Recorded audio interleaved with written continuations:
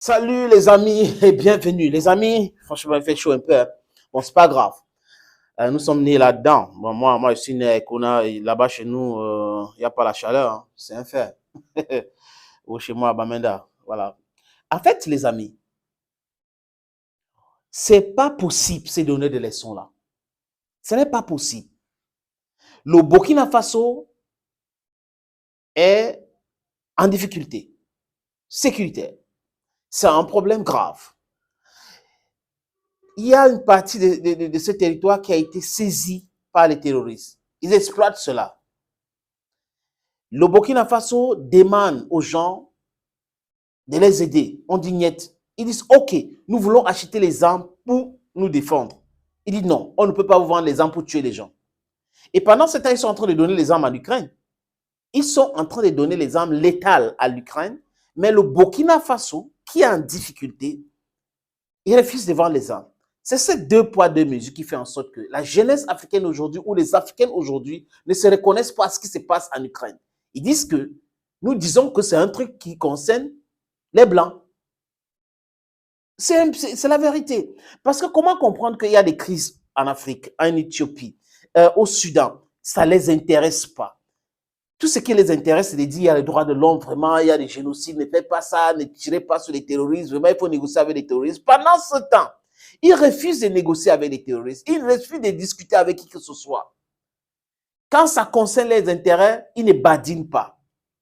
Donc, les gens, les amis, refusent de vendre des armes au Burkina Faso parce que, vous allez comprendre dans d'autres vidéos, on a enlevé le laquais qui était là, Kaboré, et le colonel qui est parti, le colonel Champagnat.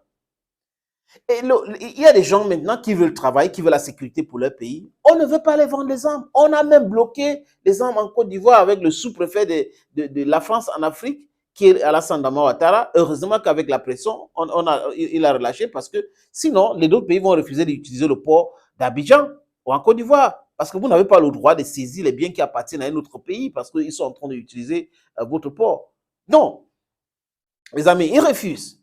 Ils ne veulent pas vendre. Il veut envoyer seulement les bonbons. Il parle de coopération, il parle de l'aide économique et tout ça. Comment comprendre qu'un pays est en difficulté sécuritaire? Vous êtes en train de parler de l'aide économique, l'aide au développement. Ça aide à développer quoi? Tant qu'il y a le désordre, ça développe quoi? Vous pouvez développer quoi? Vous pouvez construire quoi dans le désordre? Et voilà ce pays qui décide d'acheter des armes ailleurs, qui décide de renouer avec ses anciens partenaires d'antan. La Russie, parce qu'il faut le dire, la Russie est partenaire historique du Burkina Faso. Du temps d'Isidore Thomas Sankara, c'était comme ça. Et la Turquie, et comme la Russie les a donné les armes, ils utilisent les armes maintenant pour frapper les terroristes là où ça fait mal. Et boum, non, crime contre l'humanité, c'est génocide. Vraiment, ils sont en train de commettre des génocides dans ce pays. Ce n'est pas normal ce qu'ils sont en train de faire. Donc, quand on détruit la base, une des bases des terroristes, ça devient un crime contre l'humanité. Ça devient qu'on a massacré les gens. Ça devient les fomentations. Les trucs, on va envoyer les gens écrits sur les réseaux sociaux. Les gens tapis dans l'ombre, qui sont financés par qui, vous savez. Vous voyez un peu? Et en répondant à cette question, il a été très clair et lucide. On a notre partenaire russe qui nous donne les armes, pas donné en tant que tel. On achète les armes là-bas. Et ce monsieur nous parle aussi de Wagner dans cette petite vidéo. Mais tous les pays dans le monde ont les armées privées. Ce qu'on appelle les gens étrangers en France, c'est équivalent de Wagner. Les Américains ont Waterboy, quelque chose comme ça, j'ai oublié le nom, des groupes américains qui ont servi en Irak et en Afghanistan. Pourquoi est-ce que chez les autres, vous pouvez créer une armée privée pour votre pays, pour des missions que vous avez vraiment édictées, et les autres ne peuvent pas faire exactement la même chose? Vous voyez que c'est ridicule, n'est-ce pas? Et Wagner, vraiment, c'est un groupe qui fait ceci. Non, ce sont ce pays qui demande à Wagner de venir. Wagner ne s'impose pas. Wagner n'est jamais allé en République centrafricaine seul. Jamais de la vie. Wagner n'est jamais allé en Libye seul. Wagner n'est jamais allé en Syrie seul. Wagner n'est jamais allé au Mali seul. Ce n'est pas vrai. Au Soudan seul, ce n'est pas vrai. Ce sont les gouvernements de ces pays-là qui ont acheté les services des Wagner pour protéger les pays. Mais au nom de quoi ces gens-là vont essayer de s'émisser? Au nom de quoi? Quand ils gèrent leur sécurité, personne ne les dicte ce qu'ils doivent faire. Mais quand les autres pays veulent sécuriser leur pays avec les moyens qui sont à leur disposition, oh, vous êtes en train d'utiliser ceci, on va vous sanctionner. C'est cette hypocrisie qui n'est pas bien. Ibrahim Traoré, les amis, dit ceci dans cette autre petite vidéo. Écoutez. Alors, Monsieur le Président, le Burkina Faso doit s'allier à d'autres pays, à des partenaires en tout cas, pour pouvoir peut-être gagner cette guerre. Aujourd'hui, après le départ de l'armée française, qui sont les alliés du Burkina Faso dans la guerre contre le terrorisme? On a beaucoup d'alliés. Voilà. Le départ de l'armée française même ne signifie pas que la France n'est pas un allié. L'ambassade française est là. Mais on a des alliés stratégiques aussi. Voilà. On a de nouvelles coopérations. On a la Russie, par exemple, qui est un allié stratégique. Allié stratégique. La chance, c'est que la plupart de nos moyens majeurs même sont russes. Et on continuera d'acquérir des moyens majeurs avec la Russie. Vous avez la Turquie qui est un allié majeur. Vous avez d'autres États aussi. Donc, on a beaucoup d'alliés. Seulement les niveaux de coopération diffèrent. Et on va coopérer avec ceux qui souhaitent nous aider. Exact, exact. Et accepter nous vendre des équipements, accepter nous accompagner. Voilà. Alors, Monsieur le Président, avec la Russie, alors les populations burkinabées attendent ou attendaient beaucoup, en tout cas, de cette coopération. Est-ce que vous êtes satisfait justement de cette coopération militaire avec la Russie? Bien sûr. Je suis satisfait. La coopération existe il y a longtemps. Mais là, on est en train de développer, d'aller plus loin. Voilà. Nous sommes satisfaits parce qu'on arrive à échanger sur ce que nous cherchons comme moyens, et accompagnement et tout. C'est franc.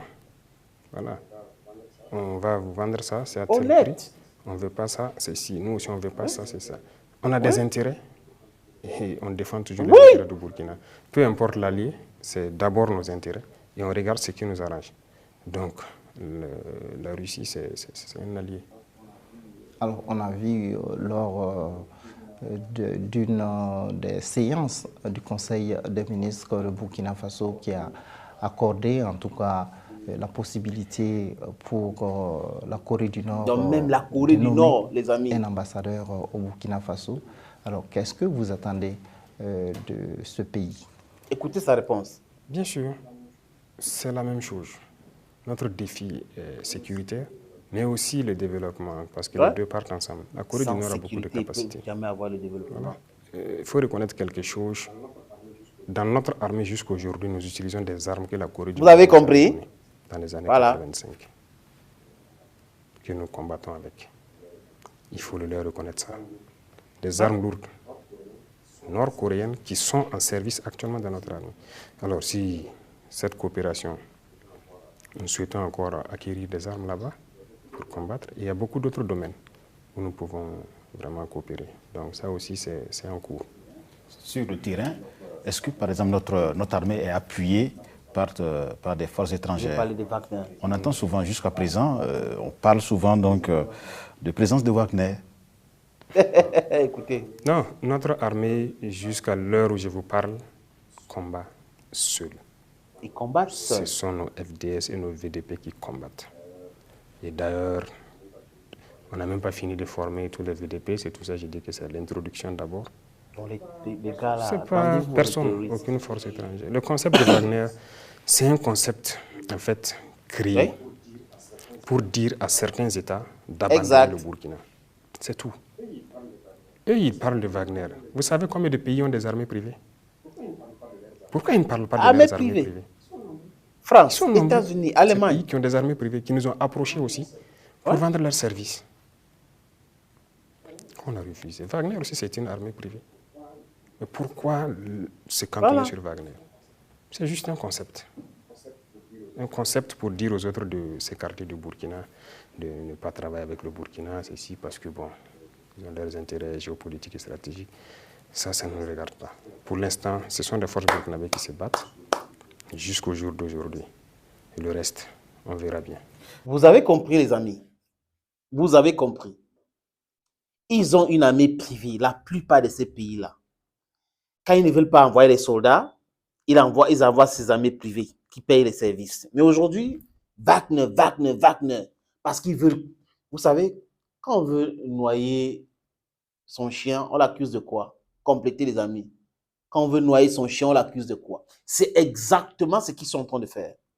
Wagner n'est rien autre qu'une armée privée russe. Les autres pays comme les États-Unis ont des armées privées qui utilisent dans les d'autres pays. On a vu ça en Afghanistan, on a vu ça en Irak. Aucun pays de l'Union européenne n'avait jamais dit que c'était un groupe terroriste. Aucun pays dans le monde ne s'est émissé pour dire qu'on va censurer les États-Unis ou censurer les gens qui utilisent les armées privées. Et la Russie a son armée privée qu'on appelle Wagner. Et boum, non, personne ne doit coopérer avec Wagner parce qu'ils savent que Wagner fait le bon boulot. Ils ne sont pas dans la politique. Les autres viennent faire de la politique et ça balkanise. L'Afrique se balkanise à cause de ça. Et si la Russie vient, ça sera concret. Comme la Russie est là, c'est concret, c'est direct to the point. C'est on frappe fort et après c'est le deal. Vous nous donnez notre argent et on travaille pour vous. C'est exactement comme ça. Si les Européens se comportaient de la sorte des Américains, sachez que l'Afrique devait être loin. C'est-à-dire que même 10% de ce qu'ils sont en train d'exploiter, en train de voler en Afrique par l'escroquerie, par le lesbrouf, par la kleptomanie, par la kakistocratie, par l'imposition des laquais en Afrique, on serait déjà loin aujourd'hui. Donc, si Wagner nous dit, donne-moi 25 francs, moi je fais la sécurité, et pourquoi pas? Si vous négociez, vous donnez 20 francs avec Wagner fait la sécurité, c'est le pays est souverain. C'est au pays de décider ce qu'ils veulent. On ne peut pas dicter la politique de sécurité intérieure à un pays. Vous avez la liberté de faire ce que vous voulez. Et vous voulez imposer aux gens de faire comme vous voulez. Parce que c'est pour votre intérêt. Ce n'est pas possible. Ils ont parlé, mais il est clair. Le président Ibrahim Traoré, le Burkina Faso a les liens avec la Corée du Nord. La Corée du Nord a déjà fourni les armes au Burkina Faso et ils utilisent ces armes-là aujourd'hui. Et aujourd'hui, la Russie est fournisseur numéro 1 des armes au Burkina Faso pour combattre le terrorisme dans ce pays, pour la sécurité. Parce qu'il a dit clairement, sans sécurité, on ne peut pas parler du développement. Les deux vont de pair. De la sécurité d'abord, le développement, ça suit. Parce qu'il faut sécuriser, c'est important. La Turquie aussi. Quand vous regardez bien les pays aujourd'hui qui soutiennent le Burkina Faso, vous comprenez que les autres ne voulaient pas que le pays-là soit tranquille. Il y a le monsieur qui a fui pour aller en Côte d'Ivoire, là, il s'appelle comment encore là, Blaise Compaoré. Vous voyez le travail? Des enfants d'Afrique, c'est comme s'ils étaient des étrangers. On a la même chose en Côte d'Ivoire. Il y a Guinée-Bissau, Mbalo, exactement la même chose. Il faut que les gens là, ils peuvent changer, hein. Ouattara peut changer, Mbalo peut changer. C'est mon vœu. C'est le vœu aussi de beaucoup d'Africains. Ils peuvent changer, c'est possible. Charles Schwab avait dit, tout le monde peut changer et quand vous changez, nous on va applaudir et on va avancer parce que nous voulons développer l'Afrique avec tous les enfants d'Afrique. Félicitations à ce monsieur brillamment qui a présenté cette histoire de Wagner comme l'arbre qui cache la forêt. Les gens racontent du n'importe quoi alors qu'eux-mêmes ils ont leur armée privée et il vient dire Wagner. Les amis, à très bientôt sur cette plateforme. Let's take the appointment for some other time. Bye bye.